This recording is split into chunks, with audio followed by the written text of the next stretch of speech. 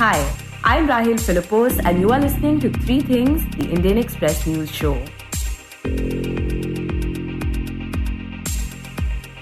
In this episode, we talk about the debate surrounding the one rank, one pension scheme for the armed forces. We also discuss a rat infestation problem in Puri's Jagannath Temple. But first, we talk about Rahul Gandhi's disqualification from the lower house of the parliament. Back in 2019, during a Lok Sabha election rally in Karnataka, the senior Congress leader made a comment about the surname Modi. He said, how come so many thieves share the same common last name, Modi? अच्छा, एक छोटा सा सवाल. इन सब के नाम, इन सब चोरों के नाम मोदी मोदी मोदी कैसे हैं? नीरव मोदी, ललित मोदी, नरेंद्र मोदी, और अभी थोड़ा ढूंढेंगे तो और बहुत सारे मोदी निकलेंगे. The comment has generated a lot of controversy. And back then, a former Gujarat minister and BJP MLA Purnesh Modi had filed a defamation case against Rahul Gandhi. Now, more than 3 years later, a local court in Surat on Thursday convicted Gandhi and sentenced him to 2 years imprisonment. And then a day later, he was disqualified from the Lok Sabha, meaning that he is no longer an MP of his constituency in Kerala's Wayanad. To understand the connection between Rahul Gandhi's conviction and disqualification and how this entire issue is turning into a larger political battle, in this segment, my colleague Utsa Sarmin speaks to the Indian Express's Manoj CG. So Manoj, let's start with Rahul Gandhi's disqualification. Can you tell us why was he disqualified immediately after the conviction by the local Surat court? Okay, so the disqualification of Mr. Rahul Gandhi as a member of Lok Sabha was a corollary. It followed his conviction in a defamation case. Now, politically, it may have come as a surprise that the disqualification came the very next day of his conviction in that case. But what sources in the Lok Sabha Secretariat they have been telling us is that, it's just a procedural thing. According to rules, once an MP is convicted for no less than 2 years, he gets disqualified automatically. So the very next day, Mr. Gandhi attended Parliament and then they had to issue an official notification that he has been disqualified. Now, there are various arguments regarding his disqualification. The Representation of People Act 1951, Section 8(3) of that makes it very clear that a person convicted of any offence and sentenced to imprisonment for not less than 2 years shall be disqualified from the date of such conviction and shall continue to be disqualified for a further period of 6 years since his release, adding the 2 years of his conviction plus 6 years. So that is the process. Now you can argue that under what circumstances he was convicted. It's a defamation case. It's not a heinous offense and all, but it's actually a grey area in that sense. The Lord stated clearly that an MP is convicted in a defamation case, he shall not be disqualified. So it puts out the other cases where an MP can be disqualified. It doesn't explicitly state that if it's a defamation case, an MP cannot be disqualified. It's a political speech or anything like that. So the disqualification kicked in the moment Mr. Gandhi was convicted in that case and sentenced for 2 years imprisonment. So that is where the disqualification kicked in. Right. So the Representation of the People Act, it says that members can be disqualified for hate speech based on certain rules. Though it does not say whether defamation is a ground for disqualification. But since Gandhi was convicted and was given a 2 years imprisonment, he was disqualified immediately. Yes. So the disqualification under the RPA, there are several provisions dealing with that. There are sections which deals with disqualification for dismissal for corruption or disloyalty and for entering into government contracts while being a lawmaker. Then there is a section which deals with disqualification for failure to lodge an account of election expenses. When you contest an election, you have to give an account of your expenses to the election commission. So any fudging of that or the failure to do that can attract disqualification. Then Section 11 deals with disqualification for corrupt practices. Section 8 deals with conviction of offences. The idea is to, prevent criminalization of politics and, keeping tainted people out of the parliament and legislatures. So there are a list of offences mentioned in the RPA Act, and it doesn't clearly state that conviction in a defamation case, do not attract disqualification. So that's clearly a gray area. So you can argue both ways. The Congress can well say that, see, these are the offences listed. Where is defamation? And the other side can argue, but where does it say that, if a conviction for 2 years does not attract disqualification in a defamation case? Because 8.3 is very clear. It clearly says that a person convicted of any offence and sentenced to imprisonment for not less than 2 years shall be disqualified from the date of such conviction. So it's very clear in that sense. Yeah, and because it is a grey area, could you talk about the kind of concerns it raises? For example, does it set a precedent where people can use the issue of defamation to get an MP convicted and then disqualified? So that's clearly a concern for many of the opposition parties and many of the opposition leaders. If you remember, hours before his disqualification, opposition MPs had taken out a march from Parliament to Vijay Chowk.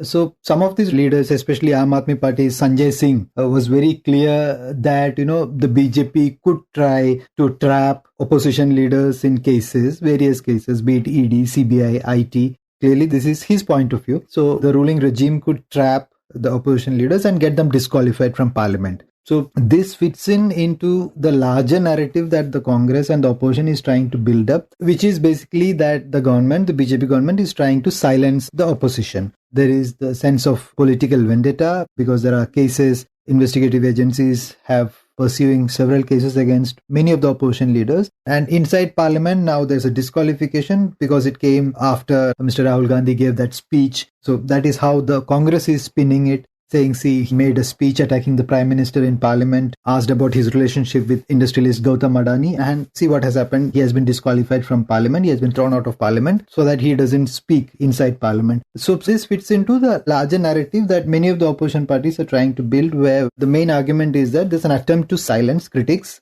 There's an attempt to crush the opposition parties. So that will be the larger idea in which the parties are uniting now. Right, and could you talk about the legal part a bit? As in, do we know how the Congress plans to go forward with the case now? So now, from a Congress point of view, the strategy will work on two fronts. One is the legal front. By Monday or Tuesday, we will see an appeal being filed in a sessions court in Gujarat against the verdict of the Surat court convicting Mr. Gandhi in that defamation case. So there may not be a direct challenge to the disqualification per se, because the disqualification followed the conviction. So the foundation for the disqualification is that conviction. So the idea is to challenge that conviction and get a stay on it.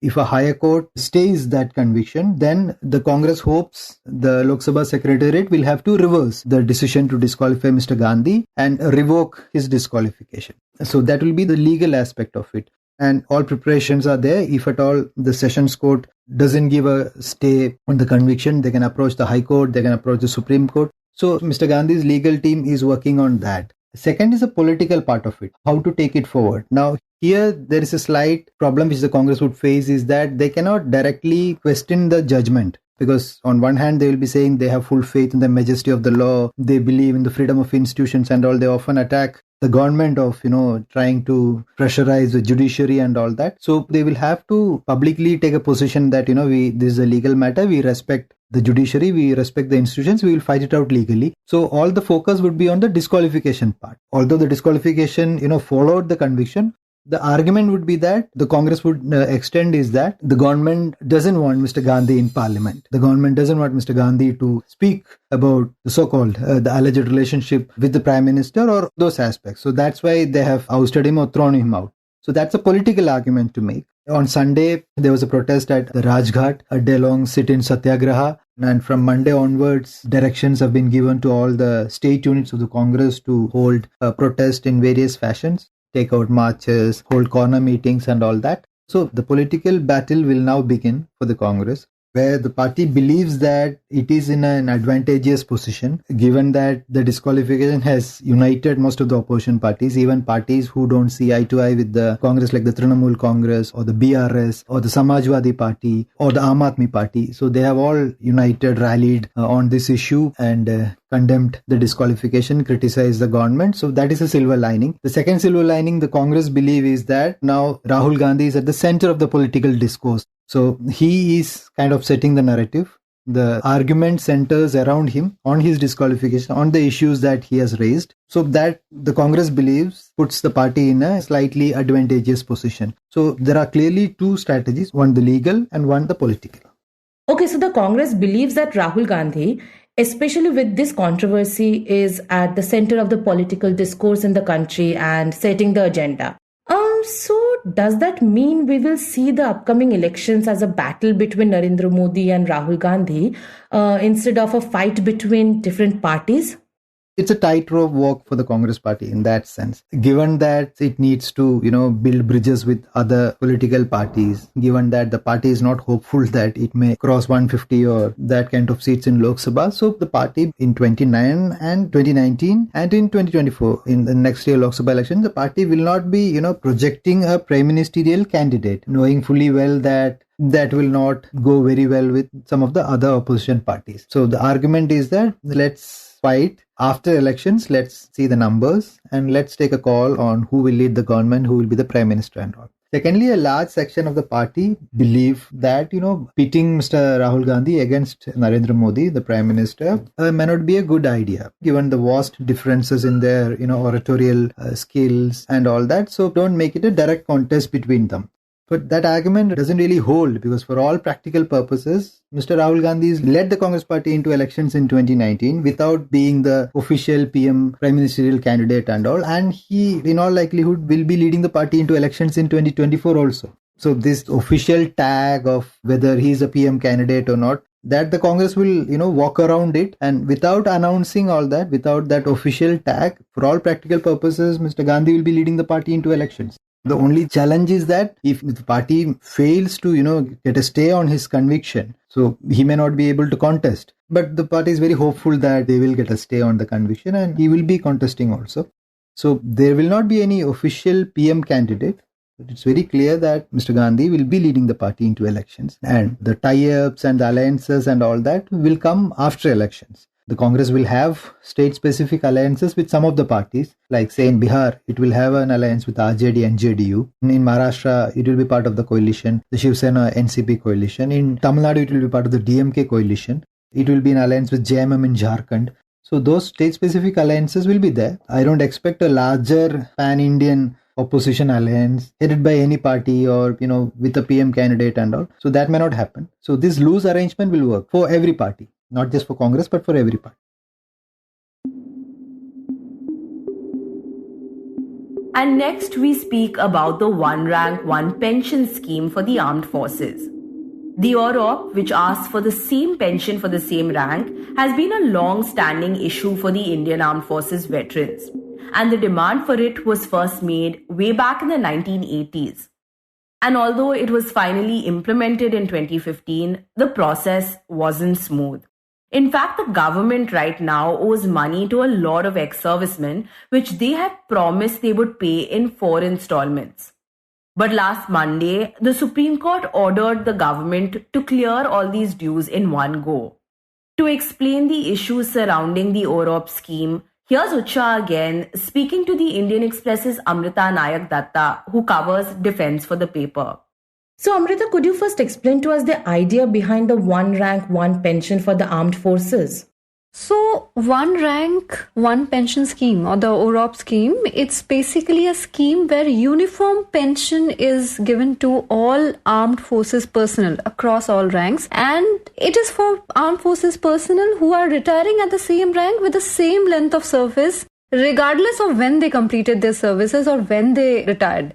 So, in simple words, I would say that, for example, one person, he had served in the army from 1980 to 1995 and he had retired in a certain rank. So, he would be given a pension based on his last drawn salary. Similarly, another person who would have, say, for example, served from 2010 to 2025, that person also retired in the same rank, but his pension would be based on his last drawn salary, which would be different from the person who retired in the 1990s, even though they retired in the same rank. Why is this difference? Because obviously over time, salaries go up, taking into consideration inflation and other factors. So a person who would have retired in 1990 with a certain amount of salary, despite the fact that he retired in a same rank as the person who retired in 2025, the last drawn salaries of both the persons would be different, and hence pension as well, because pension is calculated on the basis of the salary that you last draw. So this was differing. So OROP sort of tries to bring, or OROP has sought to bring, an uniform pension that has to be paid to all armed forces personnel who retired at the same rank with the same length of service, regardless of, the year they completed their service. It includes not just pensioners, but also their families. In the armed forces, the family can continue to draw the pensions even after the personnel has died, or even if the armed forces person has died, the family can continue to draw the pension. So it applies to them as well. Right, and can you tell us why this scheme was implemented in the first place? So it has been an issue for decades now, and there have been a very strong demand from all armed forces personnel who retired for a very long time, ages ago, and they all wanted this thing to happen because they would felt that their counterparts who retired in the same rank is getting much higher pension. So this has been an issue. But then when OROP was implemented, a policy letter was brought by this government in 2015. And in the letter, it said that pensions would be revised with effect from 1st July 2014, and it would be reset every 5 years. So that was the plan. And at the same time, it would be calculated on the basis of whatever the current market is at that time. And does that mean only people who retire after 2014 will get the benefits of the scheme? Or will people who retire before 2014 will also be eligible for it? Everybody who retired much before 2014, they would also get the pension. Okay, and we know that the implementation of OROP hasn't been smooth. In fact, the pensioners have raised a number of issues over the years which led to the Supreme Court's latest order. So can you tell us about some of these issues in more detail? So the case with OROP was going on for quite some time. Now, when the government in a policy letter issued in 2015, it said that the pensions would be revised with effect from 1st July 2014 and it would be reset every 5 years. So if it was implemented in 2014, then effectively the pension should have been revised by 2019. Now, in 2019, that did not happen. It was slightly delayed because of various reasons. There was also some issue in the court on the way the pension was calculated. So there was some judgment on that as well. So because of varied factors, the revision did not happen in 2019 as was promised. So it happened in December 2022. In December 2022, the cabinet approved the revision of the pension. Now, if it was revised in 2022, what happens to the period between 2019 July, when the pensions should have been effectively revised, and December 2022? There is a period between that. So this is the period for which the arrears are calculated. Now, the thing is that if it was revised pretty much before or in July 19, then the question of arrears would not have been there. But since there was a lag, since there was a delay, so the arrears had to be calculated on the basis of this. Now, last year, when the Supreme Court was hearing the case, they said that all the arrears, all the dues to the pensioners should be cleared in the next 3 months. But somehow, this particular issue did not reflect in the cabinet note which was approved. So as a result, what happened? The cabinet note which was approved was exactly the same as the cabinet note that was approved when OROP was first brought in 2014. And what did that cabinet note say? That the arrears or the dues would be cleared in certain installments. So that is where the issue was. The pensioners wanted to get the entire lump sum amount in one go. Their submission to the court was that so many people have died waiting for this pension. So this should not be delayed any further. They did not want that more people would be deprived of this pension just because the government wants to clear it in certain installments. And they also said that the Supreme Court has already said that this pension should be cleared within 3 months. So why are you making it 4 different installments? Whereas the cabinet note that was approved by the government, that took the content from the same cabinet note that was approved when in 2014 OROP was first brought in, which said that pensions would be cleared in certain installments. So there was a confusion there.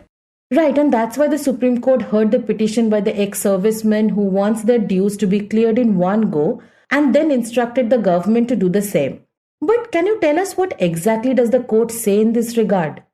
So the Supreme Court in the recent judgment ruled that all OROP dues of 10 to 11 lakh pensioners should be cleared latest by February end of 2024, next year. At the same time, the Supreme Court said that is not the only deadline. So February 2024 is not the only deadline for clearing OROP dues. The Supreme Court set 3 different deadlines. The first one is April 30 of this year. It said that by April 30, pending arrears of 6 lakh family pensioners and gallantry award winners should be cleared by April 30. And it also said that by June 30 this year, that OROP dues of retired servicemen who are aged 70 or above should be cleared by June 30. And the remaining pensioners, whoever remains after these 2 categories, their dues should be cleared latest by February end next year.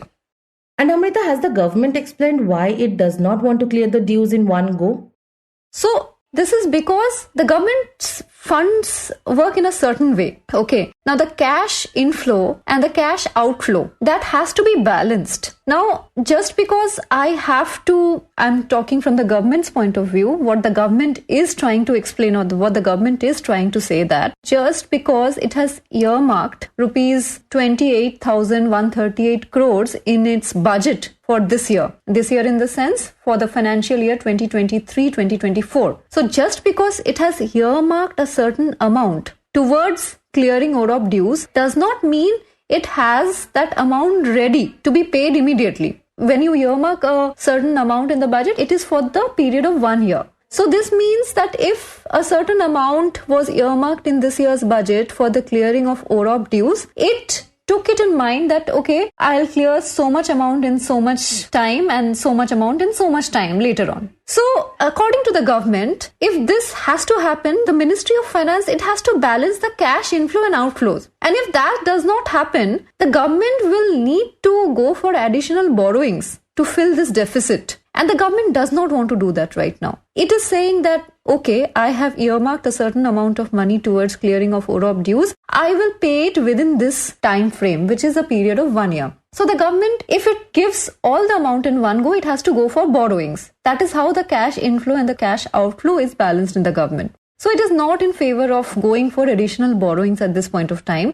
And hence it wants to clear the dues in certain installments. Okay, so the government is saying that it will be too much of a financial strain on them if they have to pay all the money at once. But now that the Supreme Court has directed the government to do so, do we know how big of an impact this will have on the government's budget? So now that a very strict deadline has been fixed, the government has to abide by that. So already as per government data, rupees 57,000 crore has been spent, which comes to nearly 7,123 crore per year. So now the government is not in a very bad situation if I talk about the way forward, because it does not have to say clear the whole thing by tomorrow. It still has 3 different deadlines. So it's not something that is very difficult for the government now, because they have to disperse a certain amount by April 30 and then they have to disperse a certain amount by June 30 and they have time to clear the rest of the dues by February next year. So it's not a very difficult situation for the government anymore, because yes, they did not clear the dues in 3 months as was told by the Supreme Court earlier, but they still have time to phase out the clearing of dues. So it's not a very bad situation for the government right now.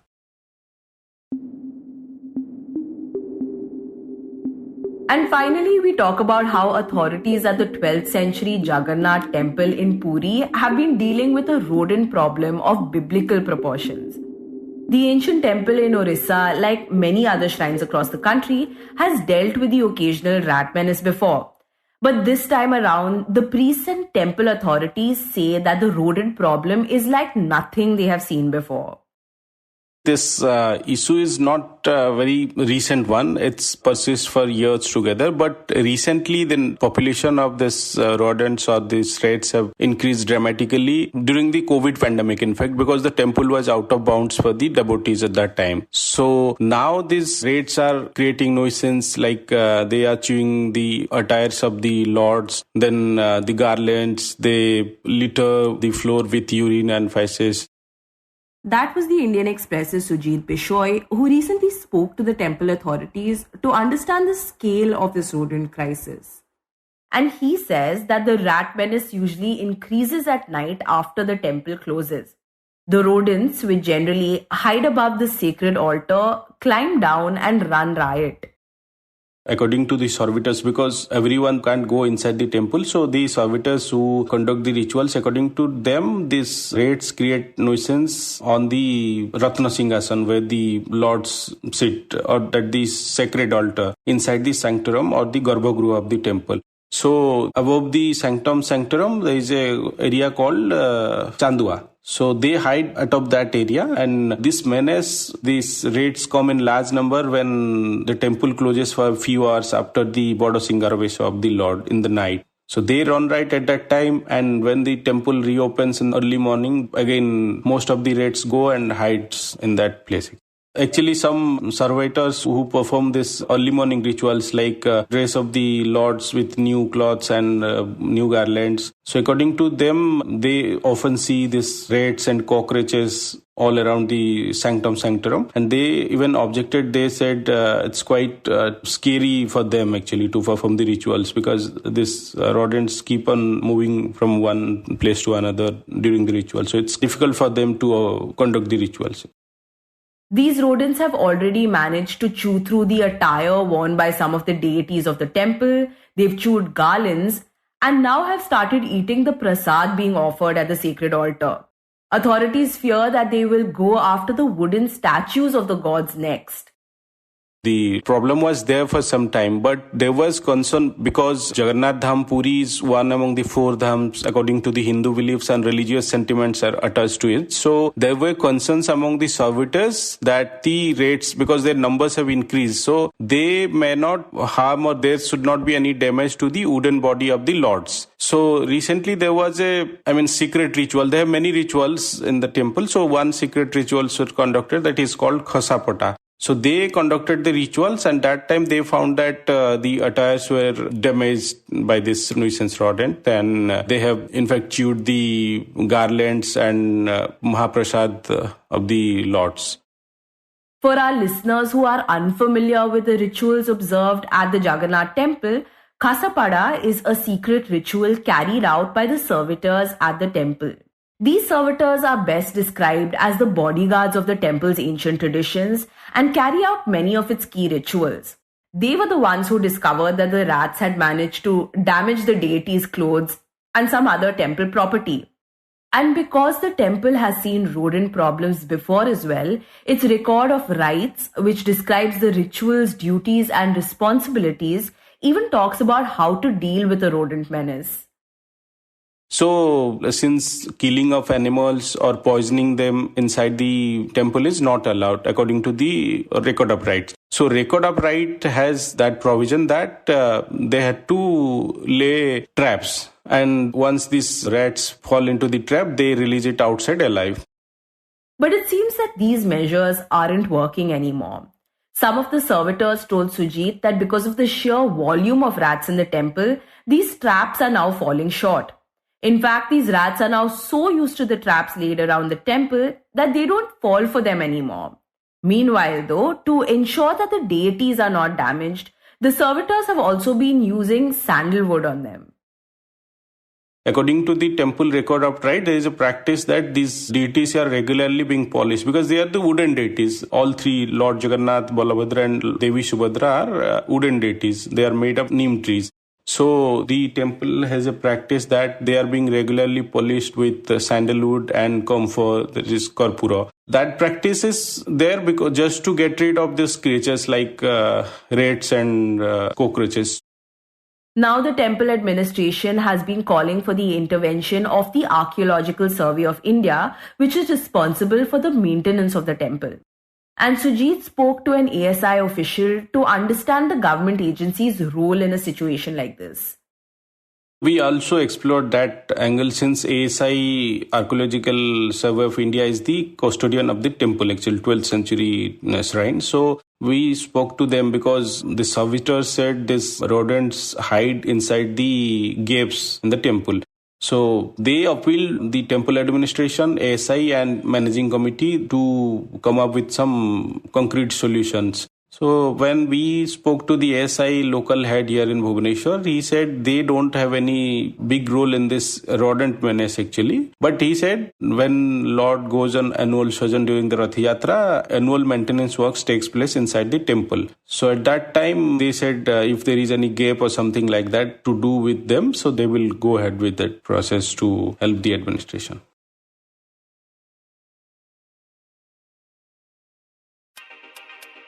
You were listening to 3 Things by the Indian Express. Today's show was hosted by me, Rahel Philipose, and written and produced by Utsa, Sarmin, and me, Rahel Philipose, with the help of Shashank Bhargava. It was edited and mixed by Suresh Pawar. If you like the show, then do subscribe to us wherever you get your podcasts. You can also recommend the show to someone who you think would like it, share it with a friend or someone in your family. It's the best way for people to get to know about us.